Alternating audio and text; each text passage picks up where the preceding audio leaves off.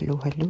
Maaga ngang umalis ngayon si Habi dahil nga may pasok siya sa trabaho niya ngayon. Pero bago siya pumasok sa trabaho ay pupunta na muna daw siya sa store para bilhin niya nga yung mga items na hindi niya nabili nung nakaraan. Paano ba naman walang available nung nakaraan pagpunta niya sa grocery? Kaya naman yung pagkaalis niya, inayos ko tong higaan niya. Dito nga siya madalas magtambay dahil andito yung TV at nanonood siya palagi. Tapos na rin nga pala ako sa pagligpit ng higaan niya. Kaya naman pumunta ako sa sarili kong CR para mag-toothbrush na rin at kumain ng umagahan. Mag-aalas 8 na nga pala sa mga oras na ito mga mare. Tag-isang CR nga yung ginagamit namin. Madalas kasi siyang nagmamadali sa trabaho lalo na kapag may pasok siya. Medyo may kabagalan kasi ako kapag nag-aasikaso. Paano ba naman maraming ina-apply ang kumaring andun niya sa mukha. Char. Bumaba na nga pala ako sa mga oras na to at tinala ko yung planner ko na gagawin araw-araw. Parang ang manipis itong libro kung saan nilalagay ko yung araw-araw kong gagawin or future kong gagawin mga mare. Pag wala ka kasing ginawang ganito parang maboboring ka dahil matagal ang oras. Ganito rin nga pala ang view ko dito sa labas sa harapan namin. Nugasan ko na rin nga pala yung ibang mga baso at platito na ginamit namin sa pag-iinit sa microwave. Ngayong madalas kong gawin dito yung magugas at maglinis dito sa ibabaw. Ayaw na ayaw nga ako ni Habing pinagagawa dito sa loob ng bahay pero wala akong magawa dahil naboboring ako. May washer and dryer naman kung saan pwedeng hugasan yung plato pero talaga sabi ko gusto kong gumawa ng gawaing bahay. Tuwa nga ako dito dahil kapag bubukas ko ng cabinet ay maraming stock na pagkain. Kung hindi nyo nga alam mga mari, madalas talaga kumain itong orange dahil masakit pa yung lalamunan ko. Kung hindi nyo nga napanood yung una kong vlog ay nagkaroon ako ng sore throat dahil sa sobrang lamig dito. Medyo nakaka-adjust naman yung katawan ko, naninibago lang siya nung una. Pagpasensya nyo ng boses ko ngayon mga mari, stuffy nose kasi ako ngayon. Nililibang ko na lang nga palang sarili ko dito dahil kapag naiisip ko yung pamilya kong naiwan sa Pilipinas ay sobrang nalulungkot talaga ako. Ganito daw kasi kapag first time na nalayo sa pamilya, homesick daw tayo. Kaya naman talagang iniwasan ko na lang ang pamilya ko sa Pilipinas. Pinafocus ko na muna yung sarili ko dito, ang buhay ko kung paano ako mag-adjust. Kaya nga pala mga mari, nakapaligo na nga ako sa mga oras na to. Hindi ko na rin nga na video dahil nag-charge ako ng phone ko. Pananghalian na nga sa mga oras nito mga mari, kaya naman pinag-prepare ko na yung kakainin ko. Ito nga yung kinaganda dito dahil madali lang mag-prepare ng pagkain mo kapag nagugutom ka na. Kinuha ko nga lang yung salad sa ref. Chicken salad nga ito na maraming mga gulay kaya naman nagustuhan ko talaga ito. Sinamahan ko na rin nga ng isang slice na pizza. Sobrang gustong gusto ko nga yung pizza nila dito dahil sobrang sarap. Fresh milk na lang din nga yung naisipan kong inumin ngayong umaga para maganda sa katawan. Mintanghali na pala, sorry mga mare. Isa pa nga pala akong gagawin mga mare pagkatapos kong kumain. Dahil nasa planner ko yung list na maglilinis ako ng CR dito. Ano ba naman, wala nang time talaga si Habi na makapaglinis dito dahil busy siya araw-araw sa trabaho. Nakikita ko nga talagang pagod siya pagdadating galing trabaho. Isa lang din niya ang nakakatuwa kay Habi dahil pagdadating niya galing sa trabaho ay meron siya sa akin pasalubong palagi. Isa na rin yung sa nagustuhan ko sa kanya na